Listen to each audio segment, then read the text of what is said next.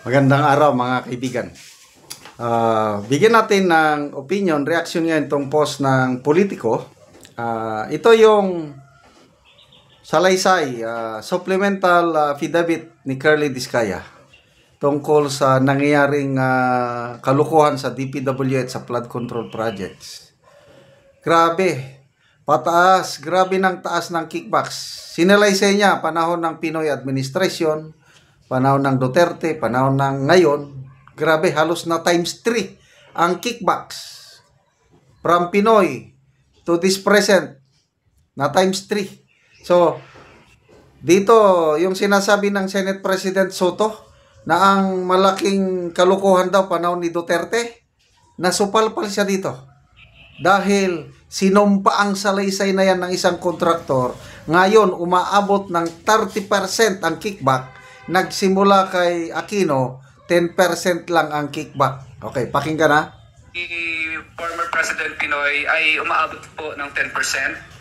At sa panahon po naman po ni President Duterte po ay umaabot naman po ng 12 to 15%. Subalit ngayong panahon po ng mahal na presidente ay umaabot na sa 25 to 30% Yeah. ang total na porsyento ng proyekto ang hinihingi ng mga congressman gamit ang kanilang mga tao o tinatawag na bagman. At ito ang pinakamataas na hinihingi sa lahat ng mga contractor sa Pilipinas, sa aming mga contractor po. Nakaupong presidente ang porsyento. Noong panahon po ni, okay lang po Your Honor, noong panahon po ni former President Pinoy ay umaabot po ng 10%. At sa panahon po naman po ni President Duterte po ay umaabot naman po ng 12 to 15%. Subalit ngayong panahon po ng mahal na presidente ay umaabot na sa 25 to 30% ang total na porsyento ng proyekto ang hinihingi ng mga congressman gamit ang kanilang mga tao o tinatawag na bagman. At ito ang pinakamataas na hinihingi sa lahat ng mga contractor sa Pilipinas, sa aming mga contractor po. Hindi ko alam kung nakikinig ko tayong lahat. Nakaupong... Yun na. So, ano ngayon ang masasabi ni Senator Soto? Yung sabi niya na pinakamalaking kalukuhan panahon ng PRRD. Okay. So, ito. I-share ko lang din yung narinig ko sa mga contractors. Itong panahon ngayon. Ano, nung PRRD pala. PRRD. Panahon ng PRRD, sabi ng contractors na nakakausap ko, 5 to 10% ang kickback. So, medyo mas mataas yung sabi ni Discaya dahil 12 to 15%. At least may kickback. Sabihin na lang natin 15. Yun na yun. So may kickback talaga. So yung kay Aquino, yun na yun, 10%. Ngayon, yung contractor na narinig ko, sa isang kongresista lang, 20% na. Cash pa. Isa lang yan Isang tao lang. Isang lawmaker. Hindi na rin niya pinangalanan. Kailan? Basta. Okay. Connecting the dots. Yung testimony ni Engineer Alcantara.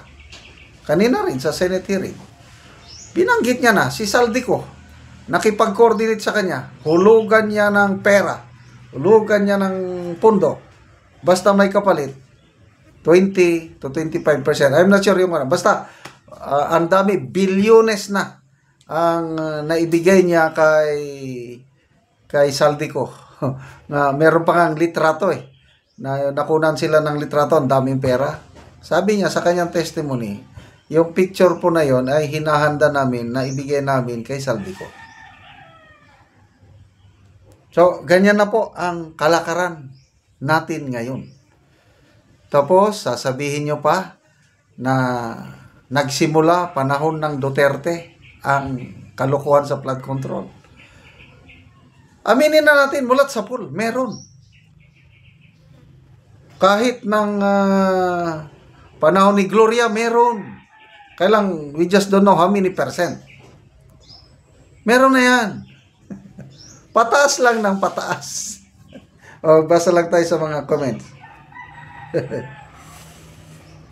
Politiko ang ano. Some lawmakers have demanded higher kickbacks from infrastructure projects during the Marcos administration, according to contractor Curly Discaya. Discaya, in a testimony before the Senate inquiry on Tuesday, claimed that kickbacks rose to 25 to 30% during the Marcos administration, up from 10% during the Aquino term, 12 to 15% during the Duterte administration.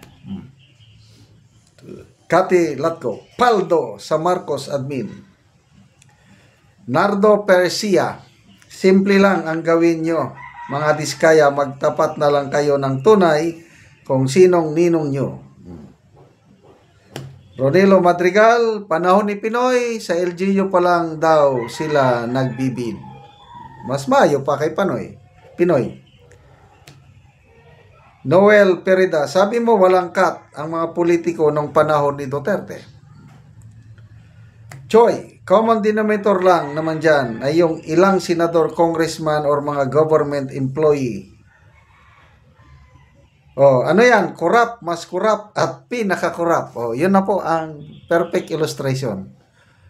Corrupt ang Pinoy, mas corrupt ang Duterte, pinaka-corrupt ang Marcos.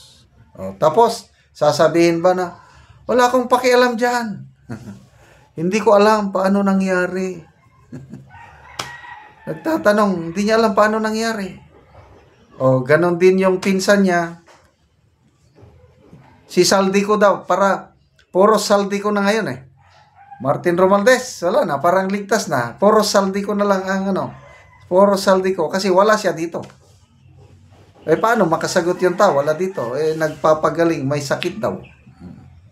So, Saldico. So, kailan ba siya babalik? Makakabalik pa ba? Sabi niya, ayaw niyang babalik eh. Magre-resign na lang daw siya as congressman. So, kailan ba matapos yung 10 days na deadline niya? Tingnan natin, anong gagawin ng gobyernong ito kung mapabalik ba nila o hindi. Lumalabas ngayon, Romualdez, ligtas. Kasi hindi nababanggit ang pangalan niya, puro Saldico. Okay, salamat mga kaibigan sa inyong pagsubaybay sa ating channel. Nakakatulong kayo ng malaki sa tribong Talanding ng Bukidnon dahil ang sweldo natin sa channel na ito is pantulong sa tribo. Namimigay tayo ng livelihood assistance sa kanila, nagpapatanim ng saging lakatan at Arabica coffee. Panoorin niyo ang video na ito. Sa area sa kapihan ni Maisi. So mag-abono siya. Kumuna ni ang itsura sa kapi ni Maisi nga duha na kabulan. Mga tambok kaayo. Turo na siya kabangag kay duha naman kabulan. Human sa abono pagatabunan para padayon ang pagsuyop sa kapi sa abono. So 5 na ang iyang sanga. Nga duha pa siya kabulan Gawas nga hinlo maayupod ang tubo, tambok.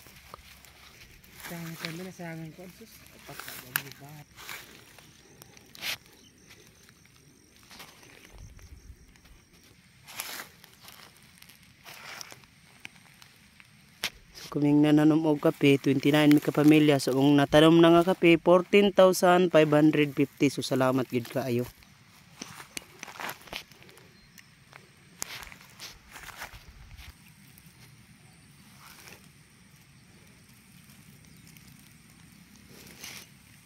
Og mopod ni ang tanom ni Maisi nga bag-o nga wala pa nagbulan.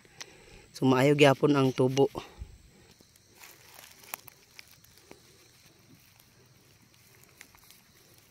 Og karon human sa pag-abono naga-spray na pod Silicron og Promix.